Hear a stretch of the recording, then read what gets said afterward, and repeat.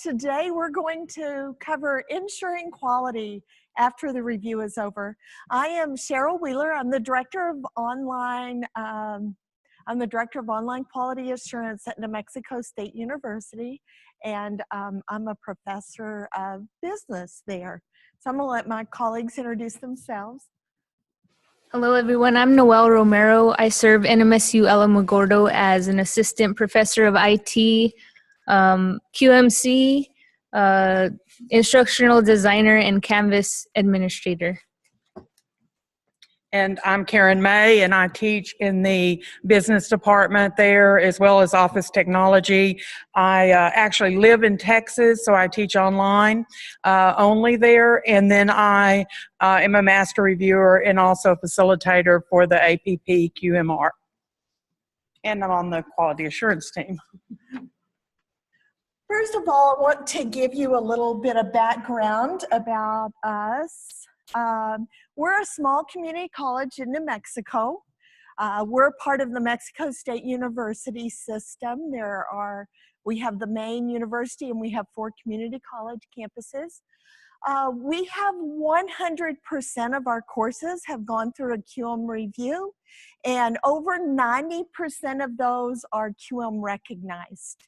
So we've been very busy. We've done all that in 4 years. So we've been very busy.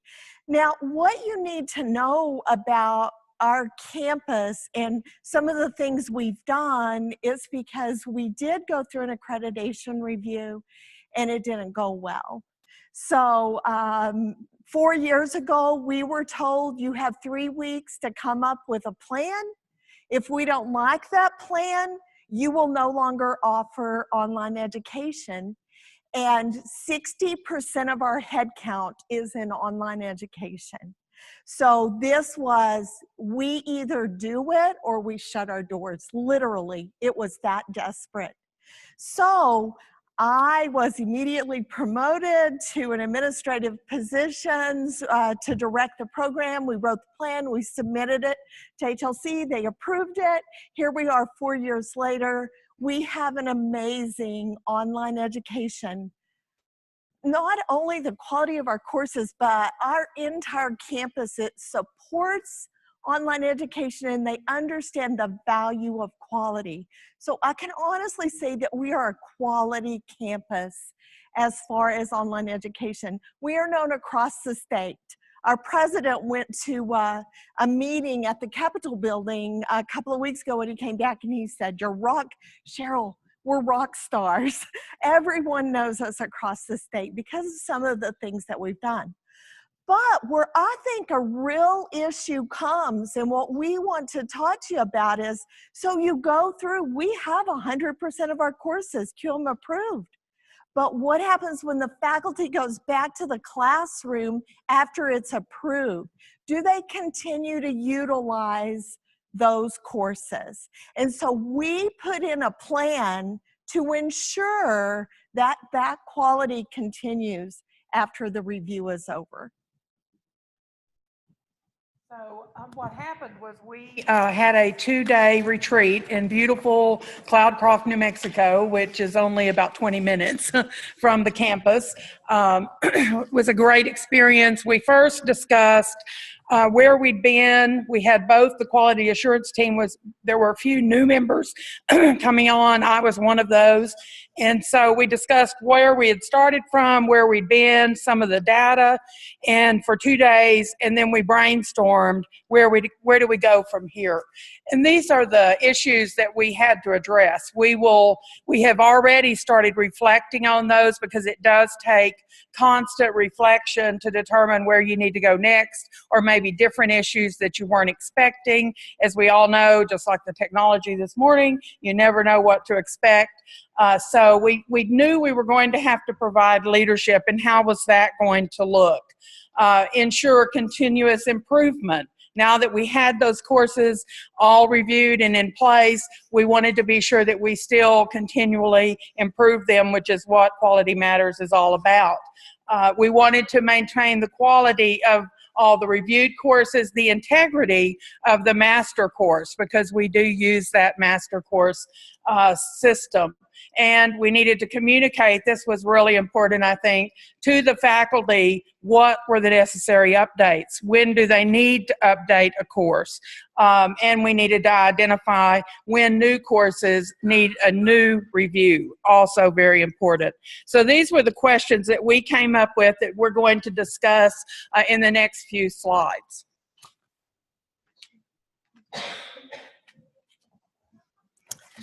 Okay, now I'm going to talk to you about our leadership. For any program to work, there must be strong leadership that is respected by the faculty that's involved. At NMSU-A, we have a faculty member, Cheryl, redesigned to oversee the quality of online education, including the quality of all our courses. It was important for us to also have a group of faculty who could mentor and help oversee the quality. A team was formed at the beginning of our plan for the improvement of this purpose. The team had a lot of purposes, but the main goal was to help the director of online quality and assurance ensure quality. The team is 100% faculty members and come from various constituents across all campuses. We have 2 full-time faculty representatives, an adjunct instructor who teaches both face-to-face and online, Karen, a faculty member who does not live in New Mexico and only teaches online. Myself, I'm a full-time assistant professor, as I said, and I have released to oversee Canvas and work as a QM coordinator and as an instructional designer. The accessibilities service director or coordinator who also teaches part-time, and a director who's also a full tenured professor. This group is respected because they're teachers and have been very effective to help ensure the quality of course design, delivery, and services. They lead all institutionally managed review teams, conduct pre-reviews, mentor faculty, train faculty, and help ensure that QM approved courses are the ones that are being taught. So we also needed to make sure that we had continuous improvement. And one way, of course, that you have to do that, you have to continually have professional development. We have, with each of our review groups, we have what we call a cohort. So everyone who's going through a review is a part of a group. We meet, we have a training, we talk like 4 or 5 months before their course is coming up for review. We talk about what does a QM approved course look like, what our expectations are. We have a work site for them and they're all members of that work site. We have tools on that work site. We have assignments. So the first assignment is to submit your objectives. And so they submit their objectives. They get those checked off that they're all measurable. Then they submit an alignment sheet. So they go through and they do all these steps in those cohort groups, and then they have each other that they can rely on while working in those cohort groups. We have an online teaching course. 100% of our faculty have taken it. It was a requirement that by this date, if you haven't taken it, you will no longer teach online. And we also require that of any person who wants to teach for us. It is a requirement before they're hired. So we don't have to pay them to take it, but we don't charge them to take it. Does that make sense? So they do have to take it before we will actually hire them. We make all of our faculty have to take the APPQMR before they can teach online. And 100% of our faculty have taken it. If you want to teach with us, we will pay for you to take it, but you have to take it before we will even hire you. And then we have Canvas training. Canvas is our LMS. Of course, all of these are 100% online. We do them in 2-week blocks, so it takes 6 weeks to get through all 3 of the training courses. We started Monday Matters. We just thought that was cute. Quality Matters, Monday Matters. And Monday Matters, we have topical presentations. So at first, it was all the general standards. So General Standard 1, that's all we talked about. And then we did General Standard 2. We just went through all the general standards. Now that all of our courses have gone through a QM review, it's whatever is the up and coming topic. We have ADA sessions. We have how to add video to your course. Just all different kinds of little sessions we have going on all the time. Mentoring of faculty. Noelle taught you about the quality assurance team. That quality assurance team serves as mentors. They get release time from teaching. We're supposed to call it reassigned time from teaching. And in that reassigned time, then they mentor faculties. They also lead all of our reviews. We have, I always forget the word, not institutionally managed, subscriber managed reviews. So we use our QA team and a couple of others as our master reviewers and leads, and then we get 2 other reviewers from outside. Even though we only have to have 1, we don't want just 1, because then our beliefs, our philosophies, how we think a course should be, we can override that 1 person. And so we've actually we have 2 outside people. Update the template and shell with improvements. We have what we call a template. A template's the homepage. Everyone, 100% across the board, has to use that homepage. Everyone's homepage is exactly the same. From there, we have a shell. That shell is the Start Here module, and all they have to do is take it and put in their stuff into it, and then they are going to meet 1.1, all of 1, basically. Standard 1 pretty much has covered Standard 7, so we constantly upgrade those. And then we encourage participation in the QM webinars. I hope I have faculty out there right now watching us, because we really encouraged our faculty, because of financial reasons, we can't bring them all here. But we had several who registered for sessions here. So we're constantly encouraging QM webinars. You have to continue that.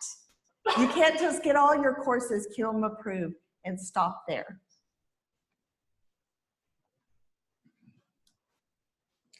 So the important thing here, I think, and kind of the difficult task at times, is maintaining the quality of the reviewed course.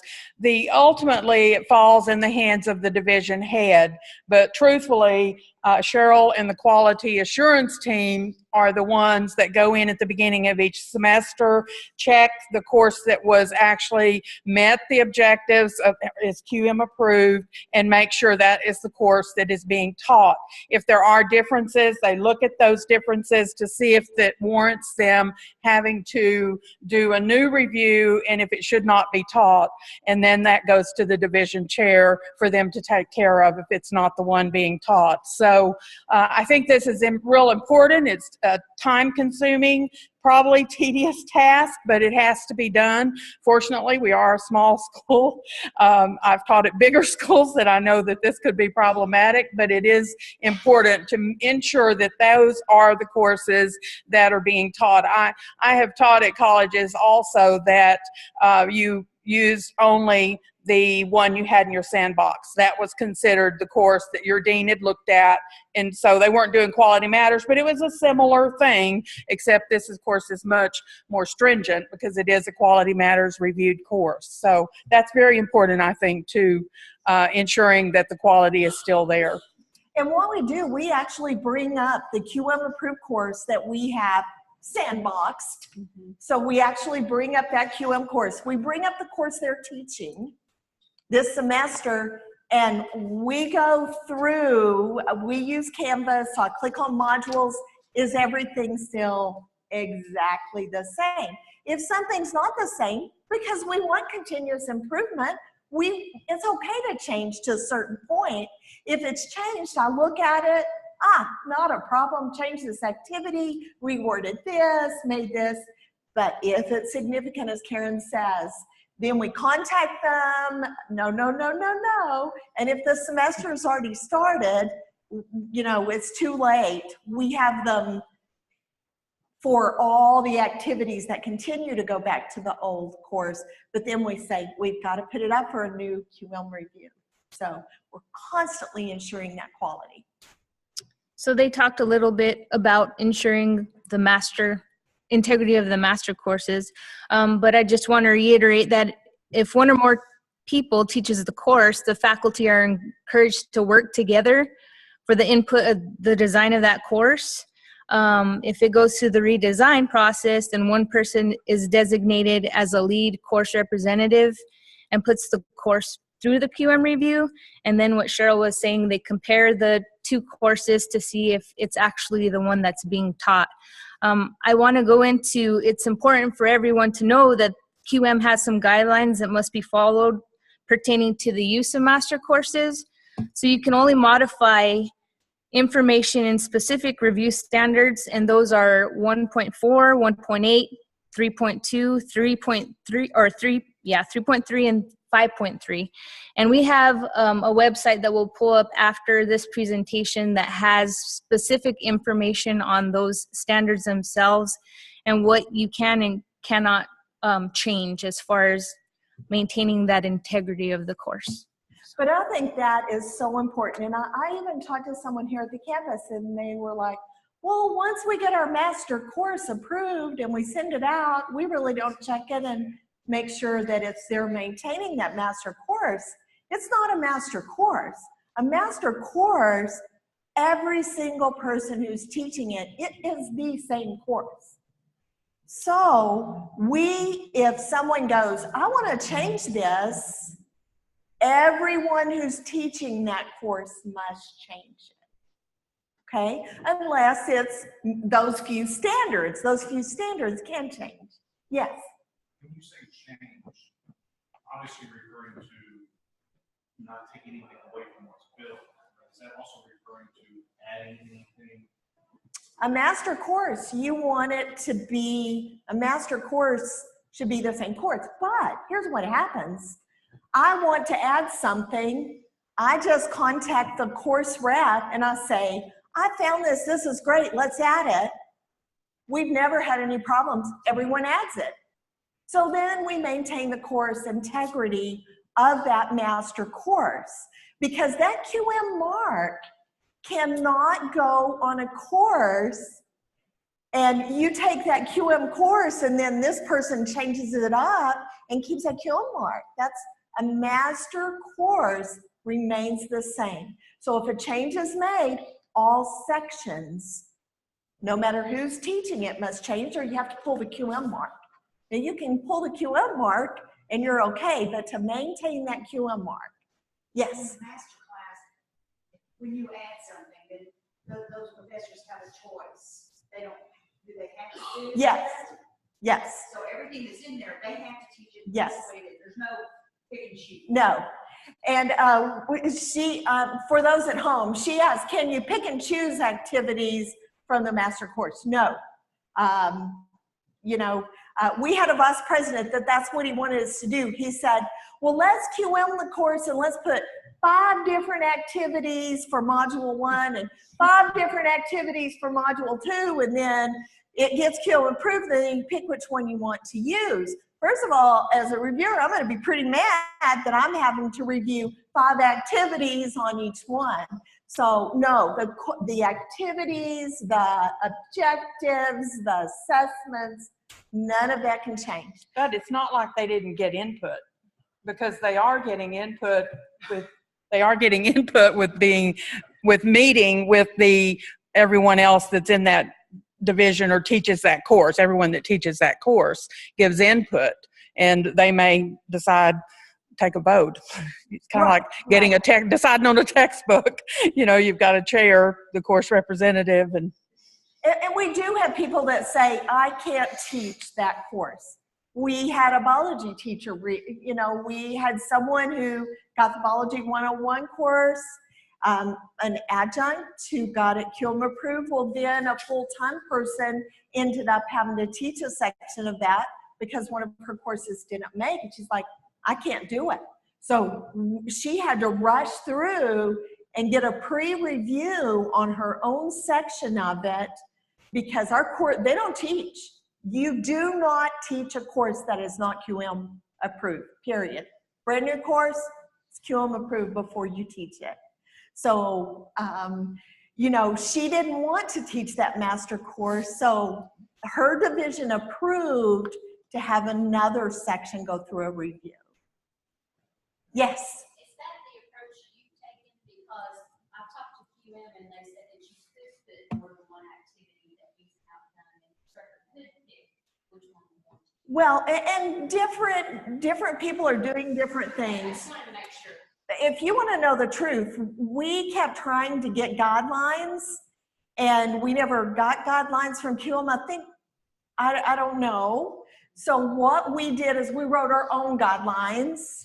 But as I said, if I were reviewing a course and you were paying me $150 and I had to go through 3 or 4 times the number of activities, we just have it all the same.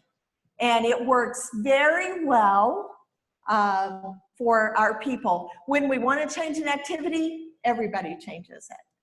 Yes? Another recommendation from QM is that, of course, this is for a national review. The course be taught online for a semester or 2 Right. before you submit it, so that you can work out the kinks. Right. You're saying it's not going to ever be taught until it's already. No, Okay, I'm very teaching. good. I'm teaching 2 right now that it's the first time they've been taught, and we went through the same process except it had to be pre-reviewed by an SME this summer. So both of those had to go through with one person what we call a pre-review before I could put it online. I'll teach it this semester and then it will be reviewed. So that's So- kind of the process. We use it, the internal review through QM, so we still go through the 43 standards, and if your course doesn't meet in that pre-review, and remember, I have some very highly trained master reviewers. We have done 144, and we have like 15 more going on right now, reviews, you know, external, true QM reviews. So they really know what to look for. So they do these pre-reviews using the same guidelines. Then we teach it a semester or 2, depending on the experience of the faculty member. If it's a highly experienced who has lots of online courses, we have them teach it once, then we QM it. If they're newer faculty, we teach it twice, and then we have it go through a formal review and get it approved. So does that help? And I'll let you go on. Okay. I'm sorry. So we have a checklist that we have really worked hard on, I think, and we again keep reflecting on it and adding things for you to identify when a new review should occur, because truthfully, there's a little bit of blurry lines in there sometimes. So we really have made this checklist that we have on a website for you at the end of this. So all courses will automatically go through the 5th year review and another full review 3 years after, as allowed by QM. So the individual faculty member wants to modify the master course without group concept. We also do some self-identification by utilizing the checklist. I have to do that because I teach a lot of technology courses, so I have to make sure as the book changes, as the software I'm teaching changes, as the ideas change, then I need to also change the course, and sometimes that means a new review. So we do have that checklist, though, that I think would be quite helpful. And it's also on the QM website, and then we're going to give you our website also.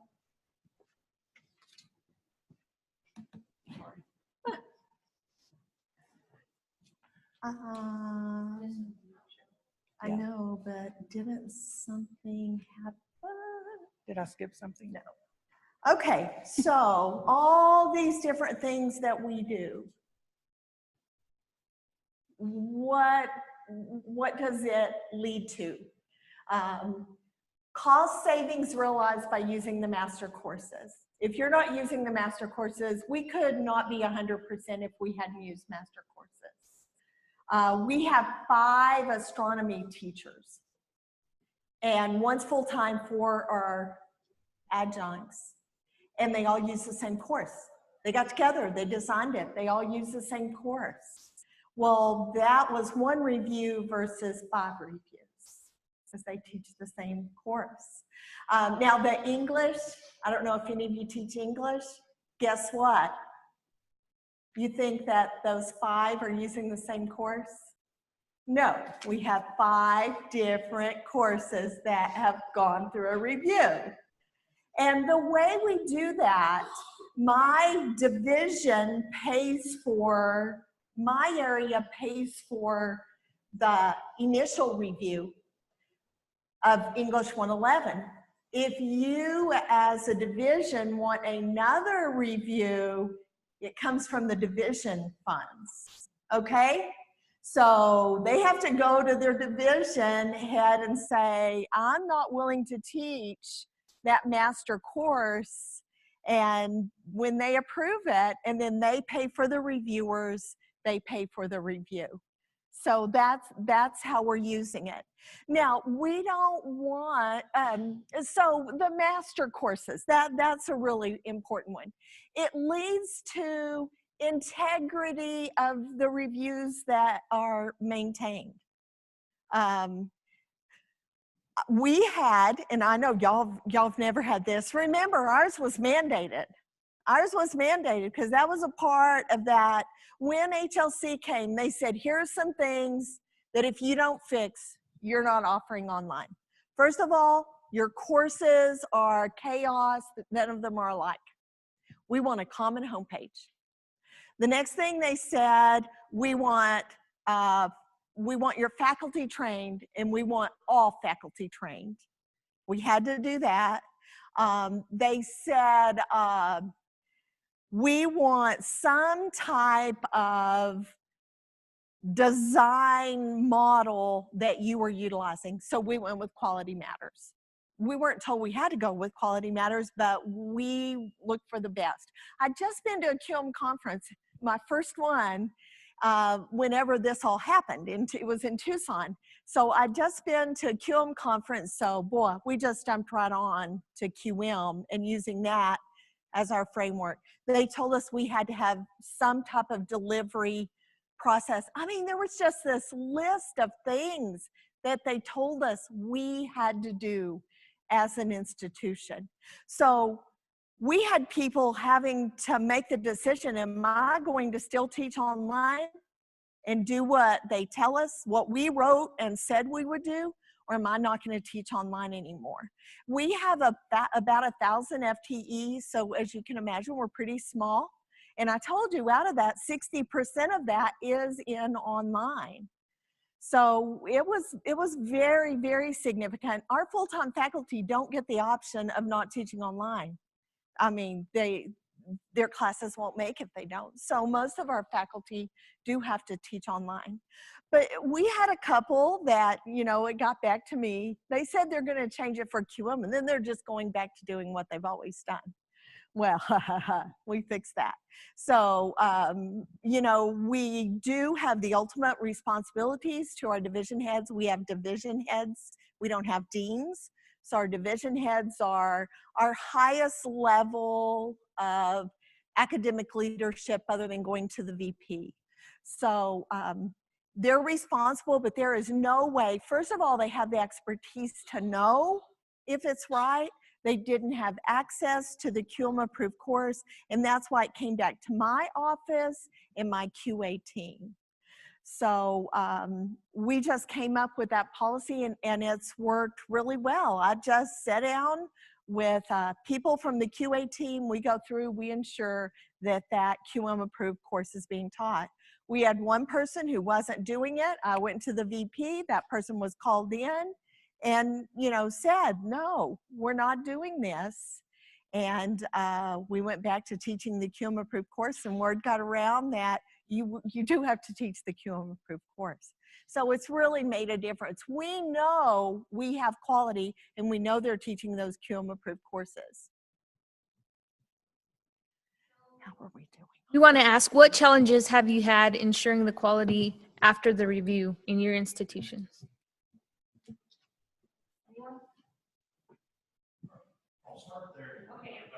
Yeah, let's use the mic so our people that are joining us virtually can hear. I think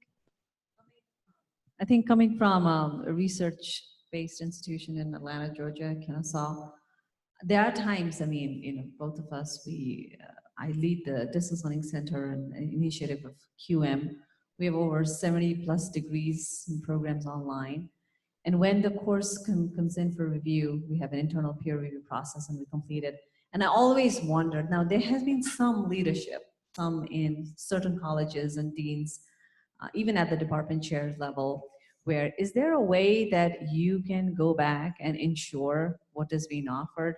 And that's beyond imagination, with the power and the freedom faculty has. I mean, it's a vested interest that is there anything we can do as a team, instructional designers, to help, but at the same time, even to open up that topic, once the course is approved, we trust. Right.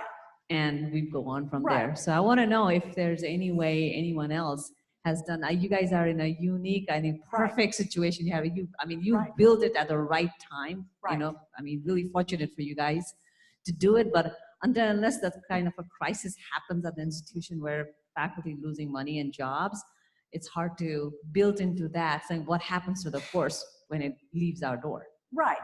And I think the majority of you, I would say probably no one else is on our level where it's all mandatory. Everything, anybody else on your courses have to be done mandatory. So we're a little different.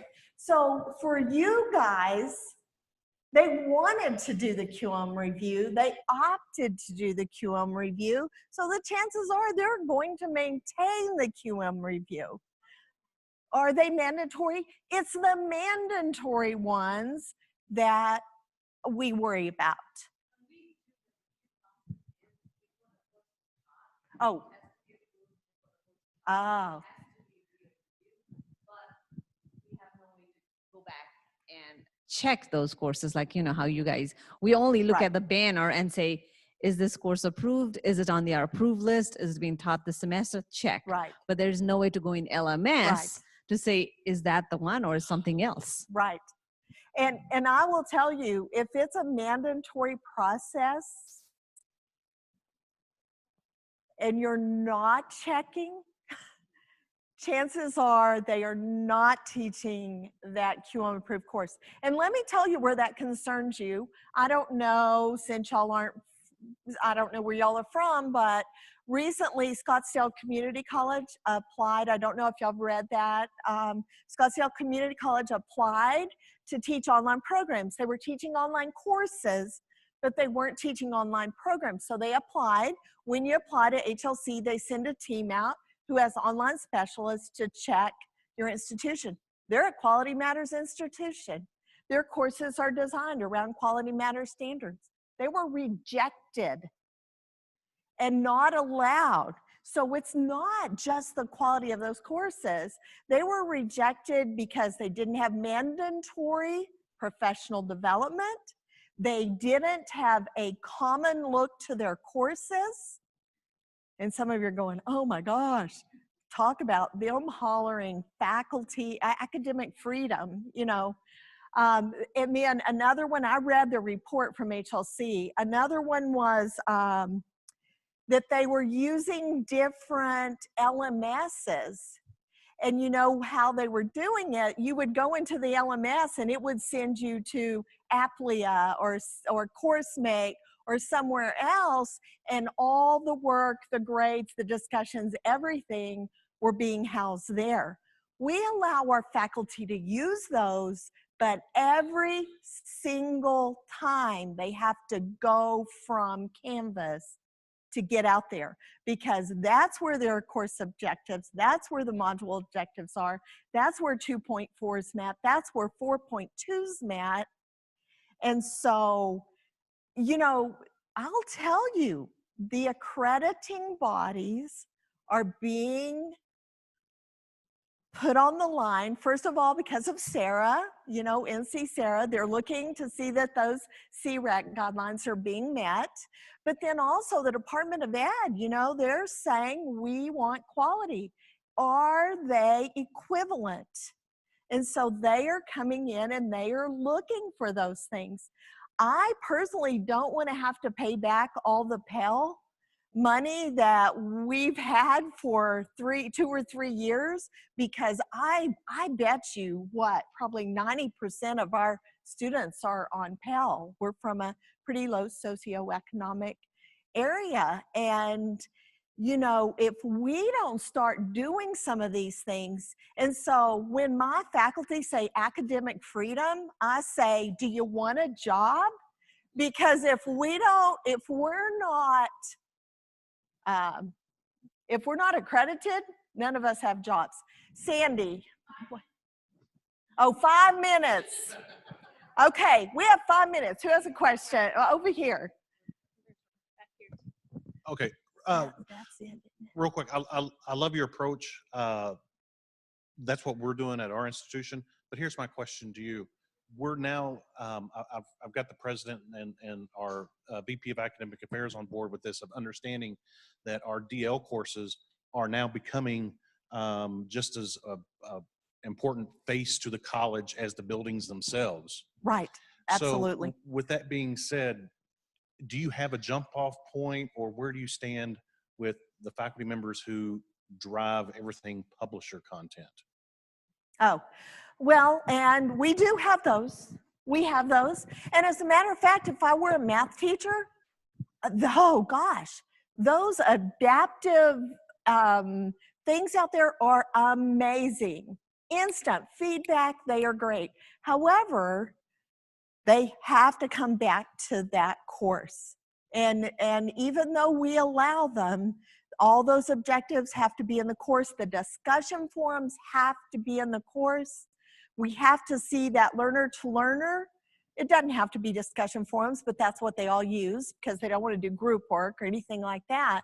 So we require them to use the classroom, and they've always met QM reviews. So I think that's acceptable. I think sometimes we don't take advantage of those kinds of things.